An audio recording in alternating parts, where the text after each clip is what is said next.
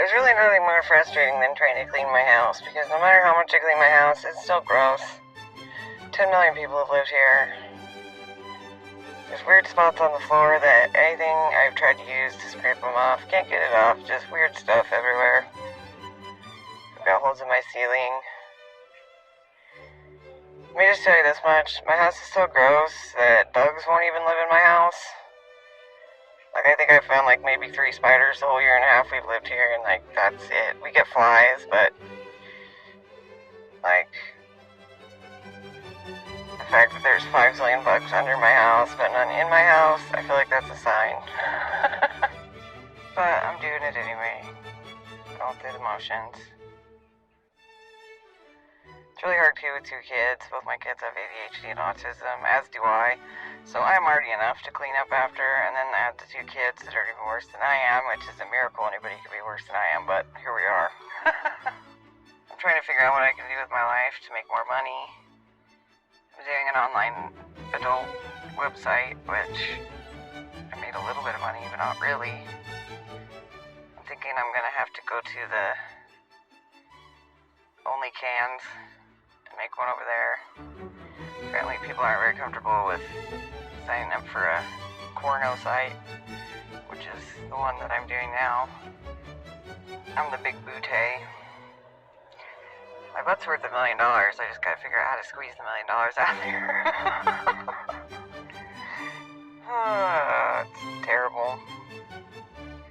It's just really hard these days. Everything's so expensive. You know, my ex is in prison. You don't pay child support. I lost my job because I'm thinking about I think I'm going to be moving, hopefully. I don't know what I'm going to be doing. I'm having a hard time right now. I fell in love with a man that has cancer, and he's dying. And he lives, well, all over the place. He's kind of a vagabond going all over. Trying to get him here. He was living, out back east more, but he's so sick he has to get to Mexico to get treatments for his cancer. And I don't know if he's gonna live long enough for us to have a life together, and it just is ripping my heart out of my chest. Of course, I didn't realize how sick he really was until I went to see him and meet him in person. And it's just really scary. Leave it to me to fall in love with a man that's dying. I guess. I feel like, I don't know. What really messes with me is that last year I shaved my head on New Year's Day for cancer awareness, right? I didn't know anyone in particular with cancer. I just thought it would be a cool thing to do since I'm shaving my head anyway. And then here we are a little over a year later, and I fell in love with someone who has cancer. I feel like I kind of called the wrong thing in from the universe. And that really fucks with me. When I told my kids about him having cancer, my son said, "Well, that's not fair, we haven't even gotten to have him yet." And I said, "Yeah, I know. It's just not fair." And then he tells me, "Well, this is what I get for being a bad person when I was younger." And it's like, maybe you were, but it doesn't matter what kind of life you've lived.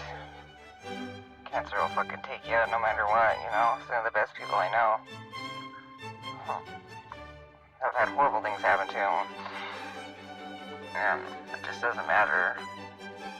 That's why I don't really believe in God anymore. Not that God in the sense that there's any kind of control that it has over how we think or what we feel or what happens to us. I just can't imagine there's some loving God out there that is letting babies die of cancer and letting horrible things happen to people every day, With what's going on in Gaza, like, please, you can't tell me that there's a God that's like, yeah, we're gonna set that up.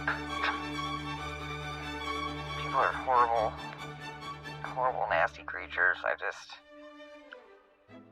But also, some of us are good. I don't know. I've got like 6 months and a week sober right now. I can't believe I've lasted 6 months.